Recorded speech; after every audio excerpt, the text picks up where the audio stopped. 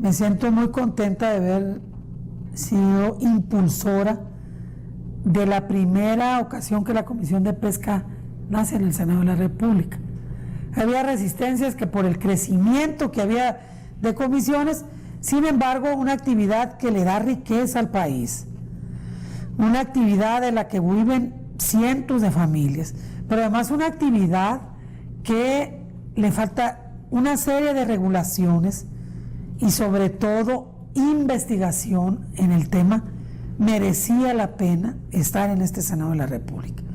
Es una comisión muy nueva, plural, como son todas, y donde hemos discutido temas torales en esta actividad que a veces sube al segundo lugar de la economía, baja por el vaivén de la administración y manejo que se le ha dado a la pesca en sus diferentes aspectos en este país.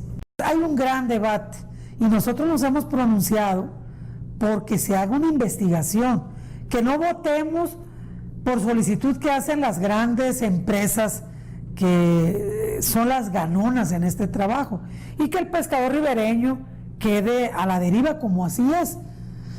Hoy los campos pesqueros, su signo es la pobreza, su signo es la adicción, problemas de salud, y el ribereño es el que siempre está ahí luchando y buscando cómo salir adelante.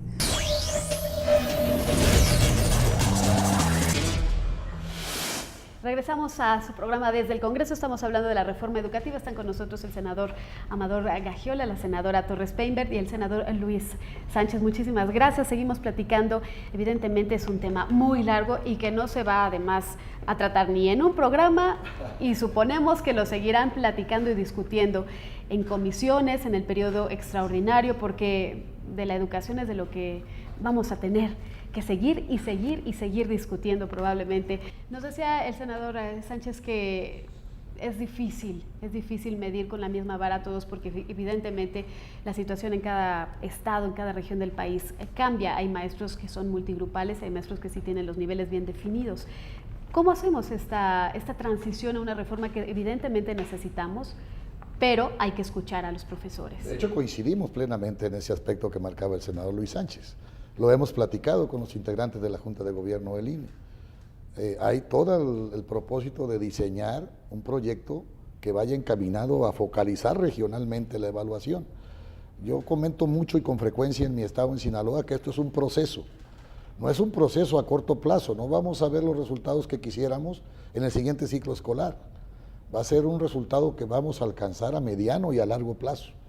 Lo que comentamos aquí, y lo hemos discutido en comisiones, no podemos borrar lo negro y hacerlo blanco tan solo porque reformamos el artículo 3º y logramos un consenso pleno de las principales fuerzas políticas del país. Yo creo que aquí inciden muchos factores. Cómo se vivía la educación en este país, cómo se vive todavía inclusive, qué vicios se han generado en el sector magisterial, y también, ¿por qué no decirlo?, hasta dónde la autoridad ha asumido verdaderamente su papel, y en muchas ocasiones no dejó correr las cosas. Hoy se dice, recupera el Estado la Rectoría de la Educación. Bueno, no la tenía el Estado, verdaderamente podemos decir, el Estado se deslindó de esa Rectoría, o hay que asumir que por el simple hecho de haber tomado una decisión, entre comillas, que como decía el senador Luis Sánchez, sí se podía hacer de otra manera, en el caso de un liderazgo magisterial, eso cambia las cosas en el sindicato de maestros y la cambia en la escuela pública de este país, en la educación. Yo creo que no. Yo creo que es un proceso que tenemos que afinar, tejer fino, como se dijo, para construir el modelo de educación que el país necesita y los jóvenes de este tiempo reclaman. Y ahí entra las diferentes consultas, los encuentros, los foros, los análisis, el observar al exterior de este país cómo se vive la educación en otros países desarrollados de nuestro mundo que vivimos actualmente, de propio Latinoamérica. Entonces, creo que ahí vamos. Y tengo la certeza de que vamos a alcanzar coincidencias, quizá no plenas, pero tenemos que seguir trabajando, tenemos que seguir construyendo. Yo le apuesto mucho a eso, ¿no? Y le apuesto a abrir un profundo debate. Hemos escuchado al CENTE en la voz de su dirigencia Se está en una mesa de diálogo a través de la Secretaría de Gobernación con la coordinadora, se están teniendo encuentros regionales en el país con sectores involucrados en ello, hay organismos no gubernamentales que están aportando sus puntos de vista, entonces ahí vamos.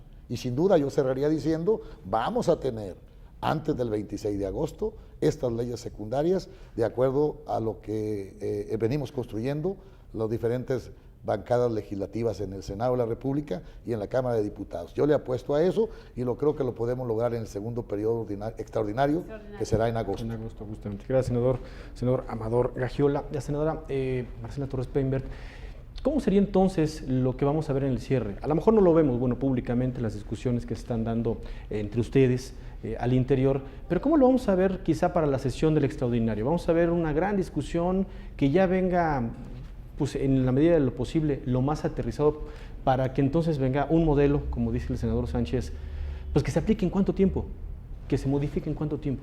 Sí, bueno, yo coincido con la visión de mis dos compañeros, tanto de Luis como de Amador, y creo que México es un país desigual, nos los marcan todas las estadísticas. Precisamente la educación puede ser la vía de la gran democratizadora de condiciones de partida de todos los ciudadanos que nazcan en nuestro territorio. Desde el momento de nacimiento, independientemente de la región donde nazca un niño o una niña mexicana, que tenga las mismas oportunidades, y la educación es precisamente esta llave democratizadora que nos pondrá el terreno más parejo. Por eso coincido en que es importante que a través de estos grandes expertos de los que ya hablábamos, que sí están con perfiles idóneos en el Instituto Nacional de Evaluación Educativa, se diseñará todo un sistema de evaluación, no nada más de los maestros, sino también del sistema completo de los instrumentos docentes que se pueden tener para la educación, de las instalaciones, del sistema aprendizaje y enseñanza, ¿verdad? Que es lo importante. Y por eso también creo que será distinta la forma de evaluar en uno y en otro lugar. Yo inclusive me atrevería a decir que las maestras y los maestros que se encuentren enseñando en las zonas más deprivadas, económicamente, culturalmente, más alejadas, tendrían que ser los más incentivados, tendrían que ser nuestros mejores maestros para que sea ahí donde realmente la calidad de la educación pueda elevarse y tengamos todos un terreno más parejo. Entonces, yo confío plenamente en que estos consejeros del Instituto Nacional de Evaluación diseñarán un sistema de evaluación, un sistema de monitoreo de la educación que incluya, por supuesto, la evaluación de los maestros, que tenga implicaciones claras en que el maestro tenga que estar constantemente capacitándose, que pueda ser evaluado públicamente y que todos sepamos que en la escuela fulana de tal en Guerrero, cómo están aprendiendo nuestros niños, cómo están en el norte, cómo están en el sur, y que los padres de familia tengamos la certeza de que el sistema en general, independientemente de la región, funciona. Yo estoy segura que llegaremos a un acuerdo, que no se vulnerarán los derechos de los maestros, pero que sí tendrán implicaciones en dos sentidos. Por un lado, los maestros que más se esfuercen, los maestros que estén atendiendo a los lugares más deprivados tendrán mayores incentivos, y que los maestros que no cumplan con la labor para la cual estudiaron y para la cual se les está pagando, que es realmente que aprendan las niñas y niños, tendrán consecuencias también en su desempeño profesional. Creo que sucede en todo el mundo, sucede en todas las carreras, y el magisterio no tendría por qué ser la excepción, en donde solamente por tener una plaza, no importa qué tan bien desempeñes tu función, se te retribuye siempre lo mismo, no importa que estés en un lugar de privado y alejado de difícil acceso, o en una gran ciudad con todos los servicios. Creo que hay una diferencia ahí, que hay que diferenciar los incentivos y la forma de retribuir a los maestros de distinta manera, pero también hay que ser exigentes, porque lo más importante es democratizar la educación, el que todas las niñas y niños tengan acceso a este derecho humano que son las posibilidades de abrir todas nuestras potencialidades como seres humanos y poder desempeñarnos en la vida. Gracias, senadora. Gracias, Sin senadora duda es un Torres-Peinbert. gran trabajo, que no, insisto, no se hará de la noche a la mañana. Senador Sánchez Jiménez, ¿cómo lograr que sí la educación no sea un modelo extranjero y con un nivel más alto, un nivel elevado? ¿Qué sucede? Nosotros antes teníamos un modelo, el modelo de la UNESCO, más o menos, ¿sí? Y después lo cambiamos por el modelo, la recomendación de la OCDE. Por eso es que hoy estamos creando máquinas de trabajo y no personas que se desarrollen integralmente. Eso es más o menos por ahí el problema. Bueno, pero creo que vamos entendiendo que el gran problema en la educación, como en muchas otras áreas del quehacer económico, político, social de México, es la corrupción. Ese es el gran problema. Se permitió la corrupción en el modelo educativo, en el control del sindicato, de los sindicatos, ¿sí? Y eso nos tiene en la calle. Eso es lo que hay que erradicar. Eso es lo que tenemos que cambiar, justamente. Y bueno, ya estamos en esto, pues hay que esforzarnos por hacerlo mejor. Vamos a crear dos leyes, la del Instituto Nacional de Evaluación y la ley del servicio profesional docente. Y modificar la ley vamos a general. modificar La ley general de Modificar la educación. ley y vamos general. a modificar la ley general. Entonces, estos tres instrumentos que se van dos a crear y una a modificar, es lo que nos va a dar este sustento. El PRD, por supuesto que va a defender los derechos laborales de las y los maestros, eso no hay duda. Sí estamos, por supuesto, interesados en que haya una calidad y que haya un cambio en el modelo educativo.